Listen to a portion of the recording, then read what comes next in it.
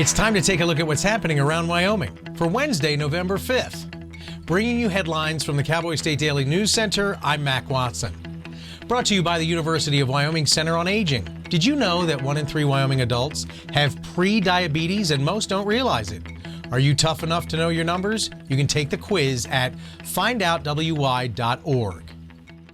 Dick Cheney, regarded as the most powerful vice president in U.S. history and former congressman of Wyoming, died Monday night at the age of 84.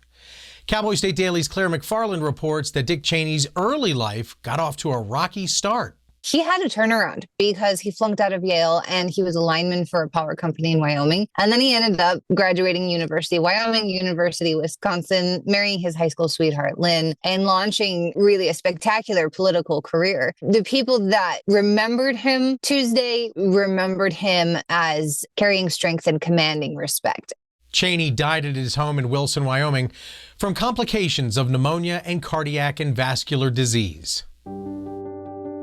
Our continuing coverage on the passing of Dick Cheney continues on Cowboy State Daily.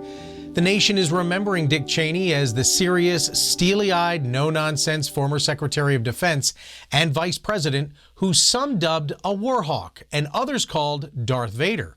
Cowboy State Daily's Greg Johnson reports that in his home state of Wyoming, they also say he was a heck of a funny guy. He thought he was going to a radio station in Riverton to be on a show. He sped there because he was behind. He pulled up. It was held in a house. And apparently the radio station had moved out of that house a few months before. He didn't know that. He pulls up to this house and kind of barges through the door. I'm ready to get on the radio and find some woman in her nightgown holding her baby, vacuuming her floor because now it's her house. And he's like, yeah, the radio's downtown now. And he's like, oh, okay. And as he's leaving, she goes, well, who are you? He's like, I'm running for office. And she says, well, okay, well, who are you? And he goes, I'm Al Simpson, and I want your vote.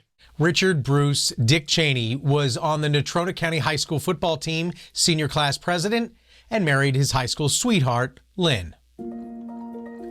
The Wyoming Republican Party on Tuesday asked a legislative committee to loosen state laws that allowed a court to overturn an internal election.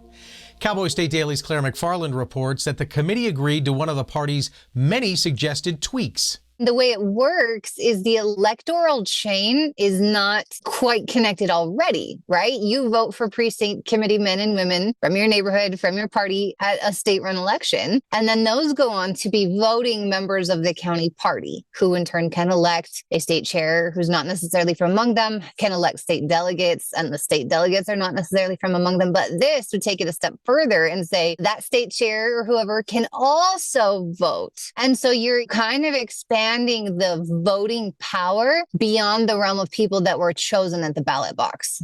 Now, the proposed change would advance to the state's lawmaking session, and that opens on February 9th. I'll be back with more news right after this. I'm Reed Reisner. Wyoming's not just where I live, it's who I am. I've worked hard to support local families, veterans, and small business owners because when they succeed, our whole state gets stronger. Reed Reisner, focused on Wyoming's economic growth and long-term prosperity. I'm Reed Reisner, and I'm committed to Wyoming's future. Learn more about Reed Reisner and OmniVest Financial at omnivestfinancial.com. Casper native and University of Wyoming football star Logan Wilson is now a different Cowboy. A Dallas Cowboy.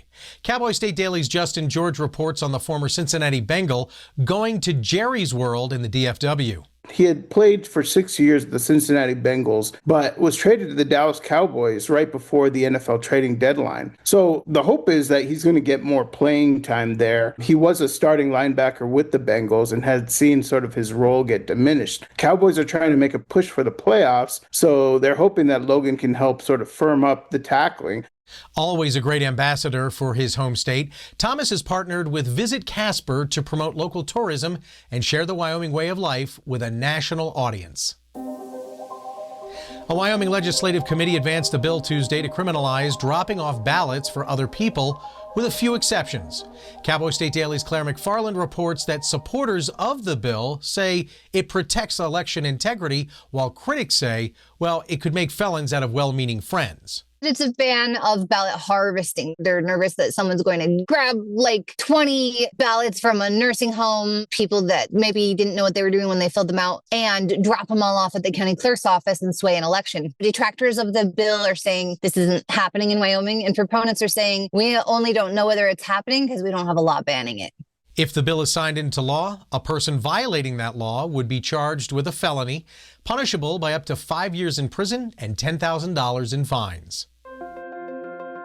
A Florida County Sheriff's Office has what they say is the nation's first search and recovery otter for finding bodies underwater.